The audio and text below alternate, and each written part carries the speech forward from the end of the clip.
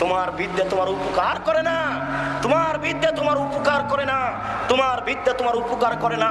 সব বিদ্যা সুন্দর নয়। শুনুন সম্মানিত দিনী ভাই, মুরব্বিয়ানে কেরাম, আপনার এই সাবানের গায়ে মহিলার ছবি থাকবে কেন? এই তেলের কোটাটার গায়ে মহিলার ছবি থাকবে কেন? এই খাতাটাতে এই পাখির ছবি থাকবে কেন? এই টিনটাতে গরুর ছবি থাকবে কেন? শুনুন, এই জায়নামাজে এরকম কাবা ঘর সাজানো থাকবে কেন? এই প্রত্যেকটা জিনিসের ছবি থাকবে কেন? এইভাবে ঠ্যাঙ্গা মারা আশা, ব্রাকে আর ডেস্টিনি আর জিজেন লাইফ ইন্স্যুরেন্সে এগুলো ভর্তি হবে কেন? আপনি মনে রাখবেন, পরিকল্পনা করে ইহুদি, টাকা দেয় খ্রিস্টান, মাঠ কর্মী মুসলমান। আজ থেকেই ফিরে আসতে হবে। পরিবর্তনের জন্য এসেছে। আল্লাহ তুমি কবুল করো, আল্লাহ তুমি কবুল করো। পরিকল্পনা করে ইহুদি, টাকা দেয় খ্রিস্টান, মাঠ কর্মী মুসলমান। তারই পরিকল্পনা সব কিছুতেই পাখি থাকবে। বলুন তো, পাখিটা দেওয়াতে তার লাভ কি? একটা সুন্দর ফুল দিলে হতো না? এই নাপিত ঘরটাতে এতগুলো ল্যাংটা ছবি সাজিয়ে রেখেছে, কেন দুটো ফুল নাপিত রাখতে পারে না? আপনারা কেউ রুচিকর একটা মানুষ নন, তাকে একটু ধমকাতে পারে না, এটা কেন রেখেছো? তোমার এই কাজে বরকতি হবে না, তোমার এই ব্যবসাতে বরকতি হবে না, শেষ পর্যন্ত তোমাকে ভিক্ষা করে খেতে হবে। তুমি দুটা ফুল দিতে পারো না?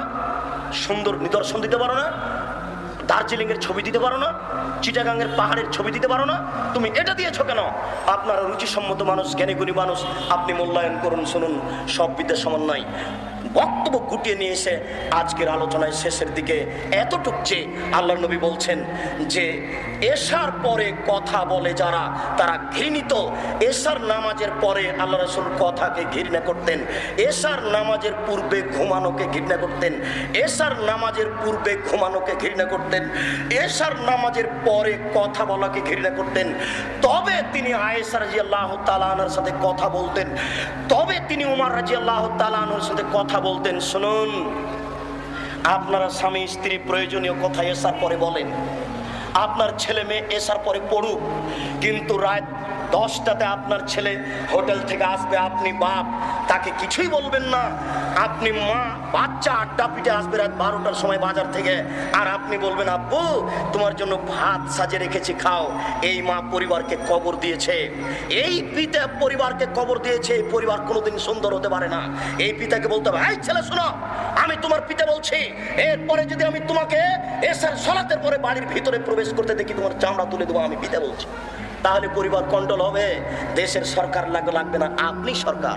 আল্লাহ রাসূল বলছেন, আর রাজুল সাইয়্যিদ, আপনি হচ্ছেন কর্তা, অল মারাতু সাইয়্যিদা, স্ত্রী হচ্ছে কর্ত্রী, স্বামী হচ্ছে কর্তা, স্ত্রী হচ্ছে কর্ত্রী। এখনো বুঝাতে পারিনি আপনাকে।